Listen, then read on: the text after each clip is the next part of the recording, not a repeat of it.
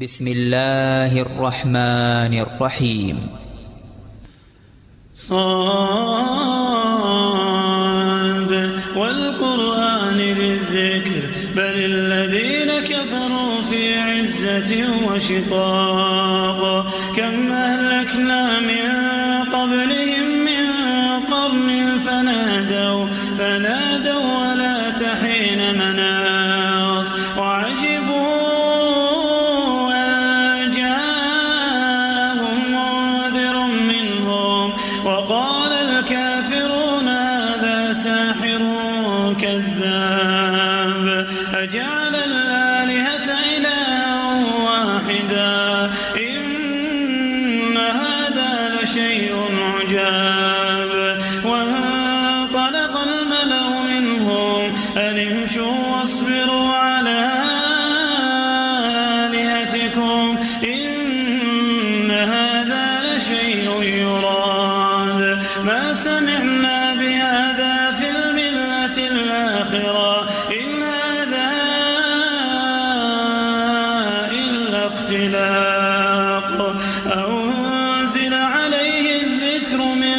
بيننا بل هم في شك من ذكري بل لما يذوقوا عذاب أم عندهم خزائن رحمة ربك العزيز الوهاب أم لهم ملك السماوات والأرض وما بينهما فليرتقوا في الأسباب جند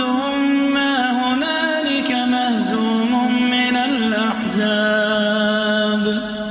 كذبت قبلهم قوم نوح وعاد وفرعون ذو الأوتاد وثمود وقوم لوط وأصحاب الأيكة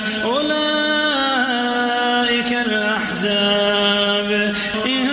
كل إلا كذب الرسل فحق عقاب وما ينظر هؤلاء إلا صيحة واحدة ما لها من فواق وقالوا ربنا عجل لنا قطنا قبل يوم الحساب اصبر على ما يقولون واذكر عبدنا داود ذا الأيد إنه أواب إنا سخرنا الجبال معه يسبحن بالعشي والإشراق والطير محشورة كل له أواب وشددنا ملكه وآتيناه الحكمة وفصل الخطاب وهل أتاك نبأ الخصم إذ تسوروا المحراب إذ دخلوا على داود ففزع منهم قالوا لا تخف خصمان بغى بعضنا على بعض فاحكم بيننا بالحق ولا تشطط واهدنا إلى سواء الصراط إن هذا أخي له 99 نعجة ولي نعجة واحدة فقال أكفلنيها وعزني في الخطاب قال لقد ظلمك بسؤال نعجتك إلى نعاجي وإن كثيرا من الخلطاء ليبغي بعضهم على بعض إلا الذين آمنوا وعملوا الصالحات